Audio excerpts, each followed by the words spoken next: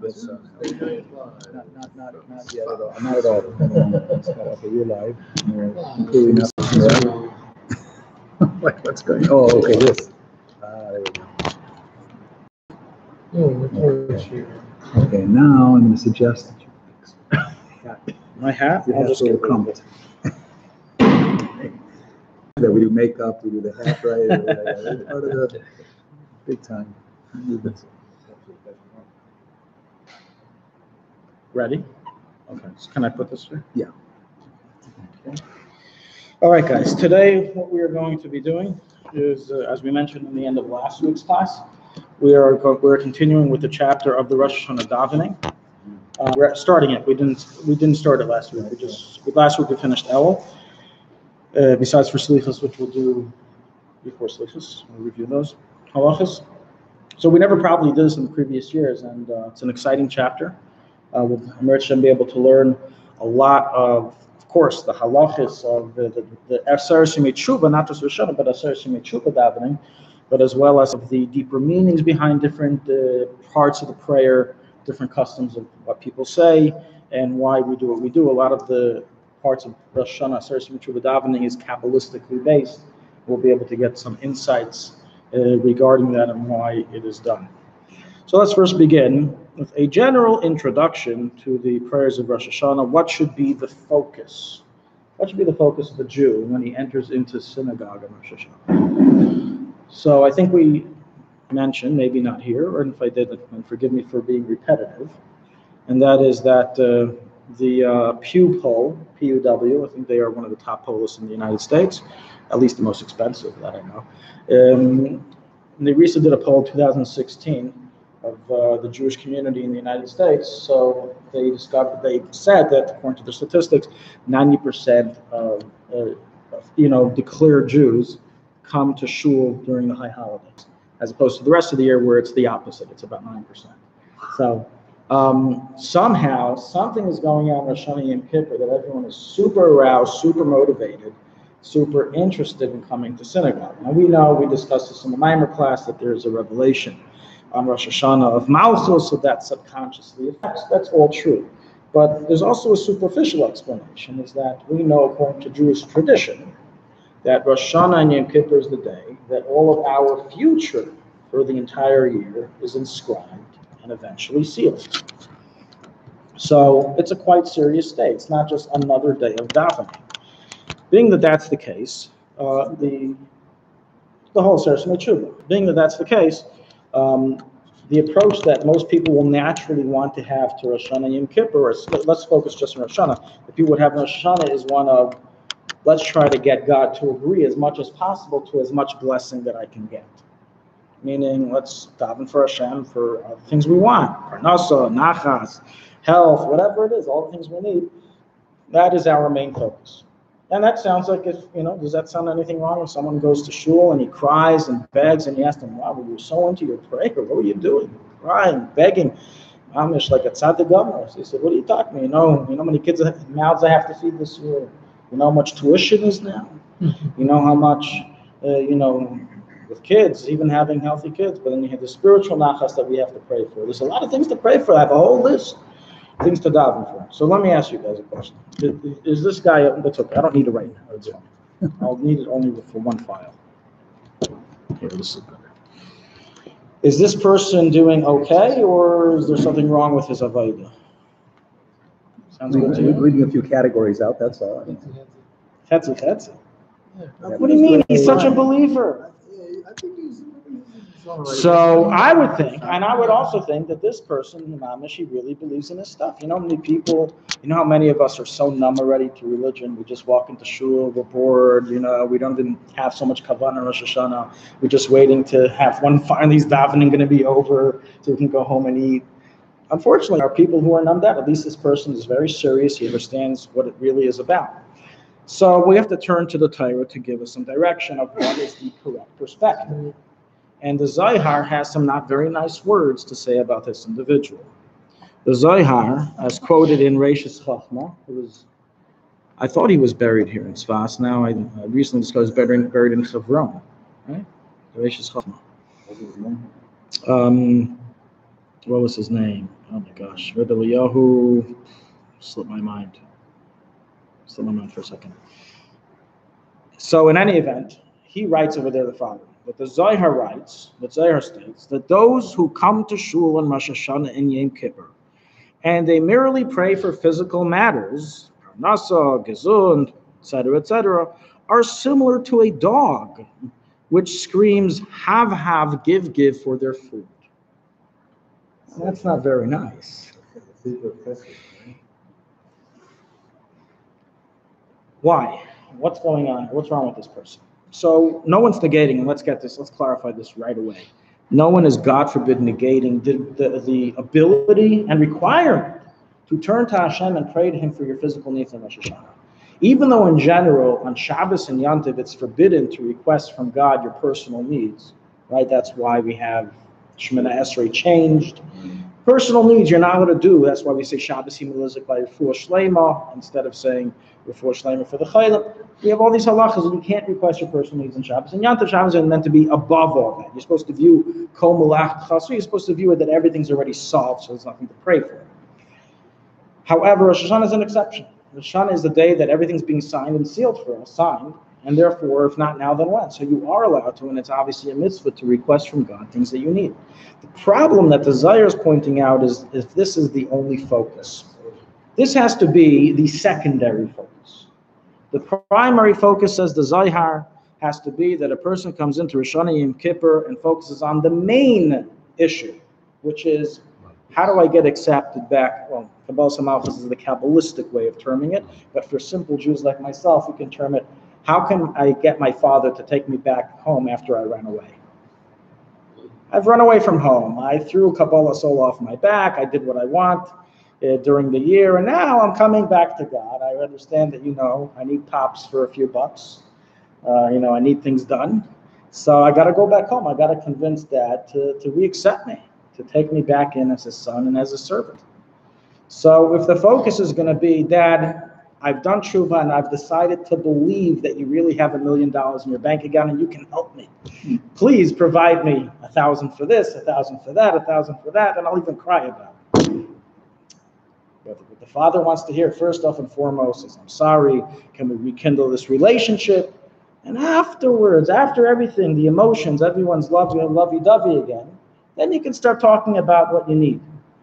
But to go straight out and focus just on that is a very wrong and not helpful approach to get the brachas done. And this is the main focus of Rosh Hashanah. The main focus of Rosh Hashanah is fixing the relationship with Hashem, and spiritual relationship with Him, as he mentioned regarding Kabbalah Samalchus, as the Rebbe points out, and we'll discuss this later on by the Mincha prayer, the exact kavanas that one should have, that a person has to be mainly focused on that I'm bothered that my relationship with God is in jeopardy or in trouble because of past behavior, and I need to push my way through to beg God to re-accept me as His servant. The Rebbe Rashab stated the following: then Rosh Hashanah and Yom Kippur, he was referring to Rosh Hashanah, in addition to davening for all the things we mentioned, and even for physical things as we also mentioned, we're not negating that, we're just saying don't only daven for that. He says that you have to daven for Hashem to give you success for what? This one thing that I think most people don't daven for, because they don't realize it's something you're supposed to daven for, to help amend your character. We all have character issues that we need to work on. A mensch. That's by Shvei Chamascha. There's 2 times. By Shvei Chamascha and regarding over here to Tikkun Amidus. For Tikkun Amidus says you're supposed to pray to God in Rosh Hashanah. This is a auspicious time for Hashem to help assist you in mending character. Mending one's character is one of the most difficult things in the world to do. Just look at all the therapists out there, how big of a business it is. How huge of a business it is.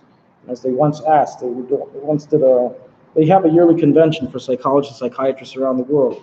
And I'll never forget that once the newscast once asked one of the top doctors who had just spoken, psychiatrists, what the rate was of people who actually get cured of their ailments. And he said, take a guess. He told the newscaster, I don't know, 40%? He started laughing in her face. He said 90% never get cured. That's what he said. It's one of the most difficult things in the world. I know that's kids. He deals with kids. These are adults. Good business. So it's a good business. Your clients never leave you. The point is that it's something that it's not only through the help of a physical doctor. We need to have God's help in order to mend character traits. And this is the time that a person is to turn to Hashem for doing so. Regarding whether one should cry or not in Rosh Hashanah, it's an interesting question. When I grew up in a non-Lubavitch environment in the shuls I went to. Yes, that's another story. But bottom line is that I remember Rosh Hashanah, I would always see people, not everyone, but there were always a few people in Shul and Rosh Hashanah that would get teared up and would, really, get into it and cry, as I described earlier. And when I started davening in the Lubavitch Shul, I didn't really see that. Anyone have the same, anyone see the same thing as I did? Anyone recognize that? See that? No? Okay, so I always thought that maybe they view that Rosh Hashanah is a day of it's a sad day or a day that's very serious, so you have to cry for what you need. While Chassidim view it as more of a happy day, the coronation, which is true. We do view it differently in that respect, but I attributed that to difference in crying. So how wondrous was it when I looked into the sources and I saw that things are very different than what they seem. You see, the Arizal stated, and the Alter Rebbe brings this in the Kutei Torah about 5-6 times. Anyone who doesn't shed tears, who doesn't cry in Rosh Hashanah, sometimes he says Rosh Hashanah, sometimes he says Tzfat Tshuva, sometimes he says Yom Kippur, it's this period of time. Right. Anyone who doesn't cry during this period of time, it's a sign that his soul is blemished, that his soul is incomplete. And the Arizal himself would cry profusely during his praise of Rosh Hashanah Yom Kippur, and so was the custom of the Chabad Rebbeim, who would cry profusely during Rosh Hashanah Yom Kippur, including the Rebbe, but not in public. The Rebbe davened on his own, in private. But in his private room, he would cry tremendously, as did the other Rebbeim. And in fact, as the Rebbe Rayatz writes in Sefer HaSichos, so was the custom in the entire city of Lubavitch. The Rebbe Rayatz writes like this, and I quote, even the citizens of the town of Lubavitch, men, women, and children, why did he say even? Because if you know the history, they weren't exactly the greatest Chassidim. Those people, the people who lived in Lubavitch, they weren't exactly the closest Chassidim. So he says, even then, on the 2 days of Rosh Hashanah, were filled with cries of repentance. So we see very clearly this idea of crying is not something that was done amongst Chassidim, but is in fact something that Arizal says, if you don't, it's a very bad sign that your soul is incomplete, Chas v'shalom. And then when you continue looking into the sources, we find something very interesting. Who argues on the Arizal? Who was the one person who had the, as they say, the plates, the shoulders, the ability to argue on the Arizal? No, he's student. We never argue on his teacher. The Vilna Gaon. Oh, yeah?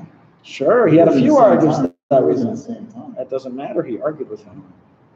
The Vilna Gaon often, I don't know how often, but there were times that he argued on the Arizal, and this is one of them. He writes in Ma'aser Rav, it's forbidden to cry on Rosh Hashanah. It's a happy day, it's a day that's brought down in Shulchan Aruch, as we're going to learn later on in the next chapter. Eat fat meat. And you have to drink good beverages. So on this day you're going to cry. He says you're not allowed to cry. The Vilna Gaon. So he was really a chassid.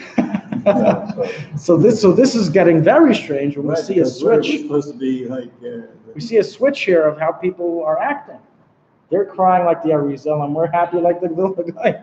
What's going on? So in truth, the Alter Rebbe explains in the Kutei Torah the following: what type of crying is the Arizal referring to here? What is the cry that he's referring to?